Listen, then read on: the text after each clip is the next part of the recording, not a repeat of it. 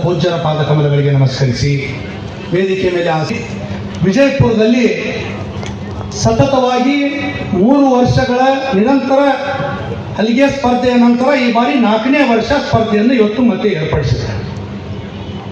ಅನೇಕ ನಮ್ಮ ಹಿಂದೂ ಯುವಕರು ತಿಳ್ಕೋಬೇಕು, ಇದು ಹಿಂದೂ ಪಂಚಾಂಗದ ಪ್ರಕಾರ ಹಿಂದೂಗಳ ವರ್ಷದ ಕೊನೆಯ ಹಬ್ಬ. ನಮ್ಮ ಹೊಸ ವರ್ಷ ಯಾವಾಗ ಪ್ರಾರಂಭ ಆಗ್ತದೆ? ಯುಗಾದಿ, ರೈಟ್. ಹಿಂದೂ ಪಂಚಾಂಗದ ಪ್ರಕಾರ ಇದು ಹೋಳಿ ಕೊನೆಯ ಹಬ್ಬವಾಗಿ ನಾವು ಆಚರಣೆ ಮಾಡ್ತೇವೆ. ಹೋಳಿ ಹಬ್ಬದ ವಿಶೇಷತೆಯನ್ನು ನಾನು ಸಂಕ್ಷಿಪ್ತದಲ್ಲಿ ಹೇಳ್ತೀನಿ. ದುಷ್ಟ ಶಕ್ತಿಯನ್ನು ಮಟ್ಟ ಹಾಕಿ ದೈವಿ ಶಕ್ತಿಯನ್ನು ಸ್ಥಾಪನೆ ಮಾಡುವುದೇ ಹೋಳಿ ಹಬ್ಬದ ಮಹತ್ವ. ಅಂತ ಒಂದು ಕಾರ್ಯಕ್ಕೆ ಇವತ್ತು ಉಮೇಶ್ ವಂದಾಲ್ ನೇತೃತ್ವದ ರಾಮನವಮಿ ಉತ್ಸವ ಸಮಿತಿ ಇವತ್ತು ಹಿಂದೂ ಸಂಸ್ಕೃತಿ ಪರಂಪರೆಯನ್ನು ಉಳಿಸುವಂತ ಕೆಲಸ ವಿಜಯಪುರ ನಗರದಿಂದ ಪ್ರಾರಂಭಿಸಿದೆ. ಅದಕ್ಕೆ ಸಮಸ್ತ ಎಲ್ಲ ಹಿಂದೂ ಸಹೋದರ ಸಹೋದರಿಯರ ಪರವಾಗಿ ಉಮೇಶ್ ವಂದಾಲ್ ಅವರಿಗೆ, ರಾಮನವಮಿ ಉತ್ಸವ ಸಮಿತಿ ಎಲ್ಲ ಪದಾಧಿಕಾರಿಗಳಿಗೆ ಜೋರಾದ ಚಪ್ಪಾಳೆಯೊಂದಿಗೆ ನಾವು ಅಭಿನಂದನೆಯನ್ನು ಸಲ್ಲಿಸುತ್ತೇವೆ ಮಾಡುತ್ತದೆ. ಈ ಹೋಳಿ ಹಬ್ಬದ ಮುಖಾಂತರ ಇಂದಿನ ಯುವ ಪೀಳಿಗೆಗೆ ಹಿಂದೂ ಸಂಸ್ಕೃತಿಯ ಪರಿಚಯವನ್ನು ನಾವು ಮಾಡಿಕೊಡಬೇಕಾಗಿದೆ. ಹಿಂದೂ ಸಂಸ್ಕೃತಿಯನ್ನು ಉಳಿಸಿ ಬೆಳೆಸುವ ಕಾರ್ಯವನ್ನು ನಾವು ಮಾಡಬೇಕಾಗಿದೆ. ನಮ್ಮ ಸೈನಿಕರ ಬಗ್ಗೆ ಇವತ್ತು ಅವರಿಗೆ ಅಭಿಮಾನವನ್ನು ಹುಟ್ಟಿಸುವಂತ ಕೆಲಸ ಮಾಡಬೇಕು.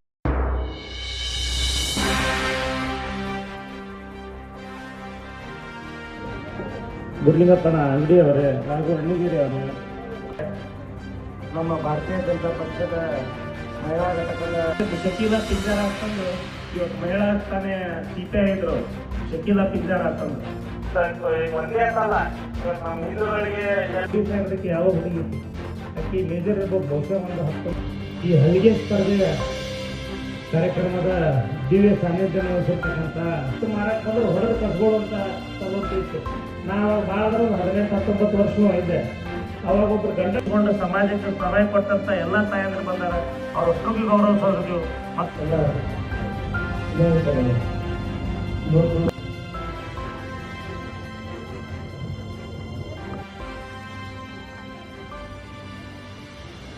ಎಲ್ಲ ಕಾರ್ಯಕ್ರಮಕ್ಕೆ ಜೊತೆಯಾಗಿ ನಮ್ಮ ಭಾರತೀಯ ಭುಯ್ಯಾರವರೇ ಕೊಡುವಂಥದ್ದು ಸಾಕಷ್ಟು ಬಾರಿ ಕೆಲವೊಂದು ನೀವು ನೋಡ್ಬೋದು. ಬಹುಶಃ ಮನೆಗೆ ಮಾಡಿದ್ರೆ ಮುಂದೆ ಒಂದು ಸಮಾಜದಾಗ ಅವೆಲ್ಲ ಸರಿಪಡಿಸುವಂತ ನಿಟ್ಟಿನಲ್ಲಿ ಇವತ್ತೆಲ್ಲ ನನ್ನ ಕಾರ್ಯಕರ್ತರು ಎಂತವರಪ್ಪ ಅಂತಂದ್ರೆ ಒಂದು ಇನ್ನೊಂದು ಸಣ್ಣ ಉದಾಹರಣೆ ಹೇಳ್ತೀನಿ. ಆಗಿರ್ತಕ್ಕಂಥ ಹಿಂದಿನ ನಗರಸಭಾ ಅಧ್ಯಕ್ಷರು ಮತ್ತು ನಗರಾಭಿವೃದ್ಧಿ ಪ್ರಾಧಿ ಹಲಿಗಿ ಹಬ್ಬ ಮೊದಲ ಹಬ್ಬ ಹರಿದಿನಗಳು ಎಲ್ಲಾರ್ಗೂ ಕರ್ಕೊಂಡು ಮಾಡ್ಬೇಕಂತ ನಮ್ಮ ಹಿರಿಯ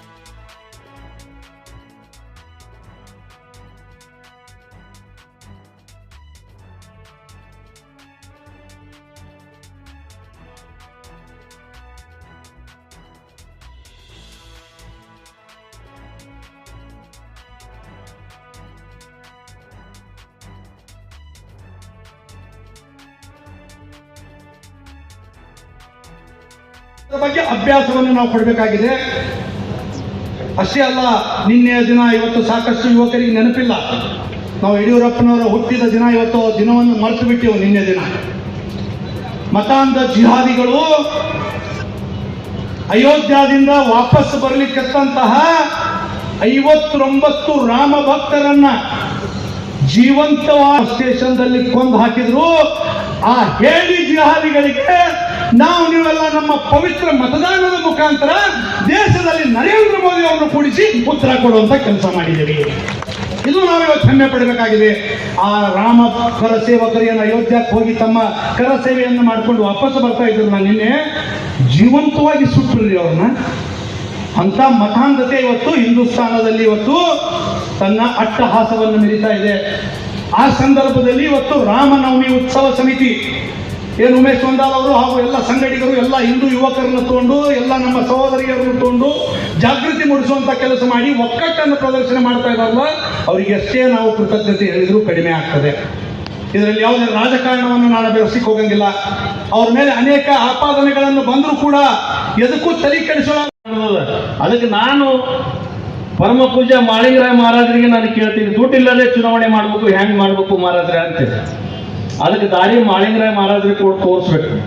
ನರಸಿಂಹ ಮಹಾರಾಜ್ ಅಲ್ಲ, ಮಾಳಿಂಗರಾಯ ಮಹಾರಾಜ. ಯಾಕಂದ್ರೆ ಹಾಲುಮತದ ಸಮಾಜ ಬಹಳ ಬಹುಸಂಖ್ಯೆಯಲ್ಲಿ ಇರ್ತಕ್ಕಂಥ ಸಮಾಜ.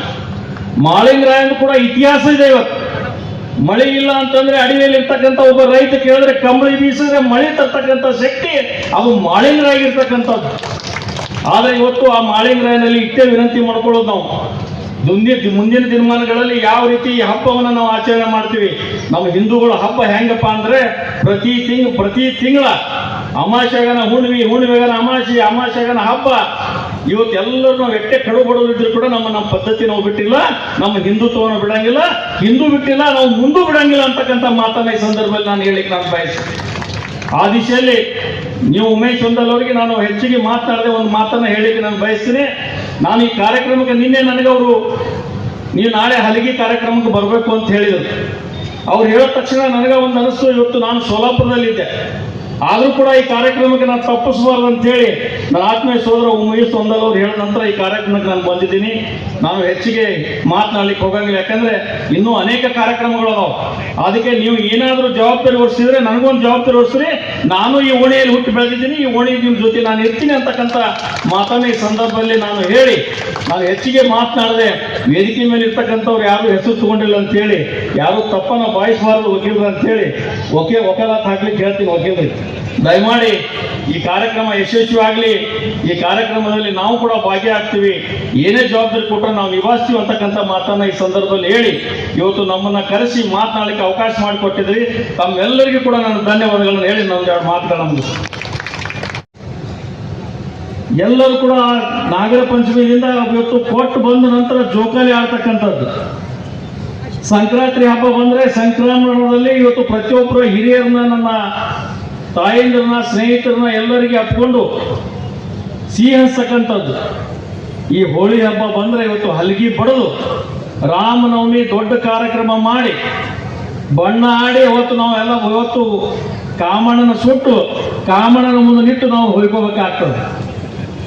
ಅವಾಗ ಕಾಮಣ್ಣನ ಮೇಲೆ ಒಂದು ಹಾಡು ಇರ್ತಾವ, ಆ ಹಾಡಿ ಇವತ್ತು ಆ ಕೂಳಿನಲ್ಲಿ ಇವತ್ತೇನು ನಾವು ಕಡಲೆನ ತಿಂದ್ರೆ ನಾವನ್ನ ಹಲ್ಲು ಗಟ್ಟಿ ಆಗ್ತಾವ ಅಂತ ಹೇಳಿ, ಯಾವ ರೀತಿ ತಾಯಿ ಡೆಲಿವರಿ ಆದ ನಂತರ ಬಾಣ್ತಿ ಒಂದು ಅಗಟಿಗೆಯನ್ನು ಇಟ್ಕೊಂಡು ಕಾಸರ, ಆ ರೀತಿ ಅದೊಂದು ದೊಡ್ಡ ಶಕ್ತಿ. ಆ ಶಕ್ತಿ ಅಂತ ಇರ್ತಕ್ಕಂಥ ಸಂದರ್ಭದಲ್ಲಿ ಇವತ್ತು ಕಾಮಣ್ಣನ ಸುಟ್ಟು ಅಲ್ಲಿ ಕಡಲೆಯನ್ನ ಕಾಸಿ ಅದನ್ನ ತಿಂದ್ರೆ ನಮ್ಮ ಹಲ್ಲು ಗಟ್ಟಿ ಆಗ್ತಾವ ಅಂತಕ್ಕಂಥದ್ದು ಹಿಂದಿನ ಪುರಾಂತರ ಬಹಳ ವರ್ಷಗಳಿಂದ ಬರ್ತಕ್ಕಂಥದ್ದು ಇದು. ಇವತ್ತು ಉಮೇಶ್ ಹೊಂದಲ್ ಅವರು ಬಹಳ ವಿಶೇಷವಾದ ವಿಷಯಗಳನ್ನ ಪ್ರಸ್ತಾವನೆ ಮಾಡಿದರು. ನಿಜವಾಗ್ಲೂ ಬಿಜಾಪುರ ನಗರದಲ್ಲಿ ಮಹಾಮಾರಿ ಕರೋನಾ ಬಂದಾಗ ಬಹಳ ಮಂದಿ ತಮ್ಮ ಮನೆಗೆ ಬೋರ್ಡ್ ಹಾಕಿ ನಾವು ಮನೆಯಲ್ಲಿ ಯಾರು ಇಲ್ಲ, ನಾವು ಹೊರಗಡೆ ಹೋಗಿದ್ದೀವಿ, ನೀವು ನಾಳೆ ಬರ್ರಿ ಅಥವಾ ಮುಂದಿನ ತಿಂಗಳು ಬರ್ರಿ ಅಂತಕ್ಕಂಥದ್ದು ಕೇಳ್ತಿದ್ದೆವು. ನಮ್ಮ ದೇವಗಿರಿ ಸ್ಮಶಾನದಲ್ಲಿ ಇವತ್ತು ನಮ್ಮ ಜಮಖಂಡಿಯಲ್ಲಿ ಸ್ಮಶಾನದಲ್ಲಿ ಬಾಳಿ ಹೆಚ್ಚಿ ಇರ್ತಕ್ಕಂಥದ್ದು ಹೆಣಗಳು ಎಷ್ಟೊಂದು ತಾಯಿ ಸತ್ರೆ ಗಂಡು ಬರಲಿಲ್ಲ, ಗಂಡು ಸತ್ರ ಹೆಂಡತಿ ಬರಲಿಲ್ಲ, ತಾಯಿ ಮಕ್ಕಳು ಯಾರು ಅಣ್ಣತಮ್ಮರು ಸತ್ರು ಯಾರೂ ಬರಲಿಲ್ಲ. ಅಂತಹ ಪರಿಸ್ಥಿತಿಯಲ್ಲಿ ನಾನು ನೋಡಿದೆ ಸ್ವಚ್ಛ ಭಾರತ ಒಂದು ಕಾರ್ಯಕ್ರಮವನ್ನು ಹಮ್ಮಿಕೊಂಡು ಆ ಕಾರ್ಯಕ್ರಮದಲ್ಲಿ ಯಶಸ್ವಿಯಾಗಿ ಮಹಾಮಾರಿ ಕರೋನಾದಲ್ಲಿ ಕೂಡ ನಾವು ಅತಿ ಹೆಚ್ಚಿನ ಸಂಖ್ಯೆಯಲ್ಲಿ, ನಿಮ್ಗೆ ಗೊತ್ತಿರಲಿ, ಇಡೀ ನಾನು ಬಬಲೇಶ್ವರದಲ್ಲಿ ಮತ್ತು ಇಲ್ಲಿ ಬಿಜಾಪುರ ನಗರದಲ್ಲಿ ಎಲ್ಲರಿಗೂ ಕೂಡ ನಾನು ಕಿಟ್ ಹಂಚತಕ್ಕಂಥ ವ್ಯವಸ್ಥೆ ಮೊದಲೇದು ನಾನು ಮಾಡಿದೆ. ಪ್ರತಿಯೊಂದು ಮನೆಯವರಿಗೆ ಇವತ್ತು 1 ಲೀಟರ್ 2 ಲೀಟರ್ ಹಾಲು ಕೊಡ್ತಕ್ಕಂಥ ವ್ಯವಸ್ಥೆ ನಾನು ಮಾಡಿದೆ.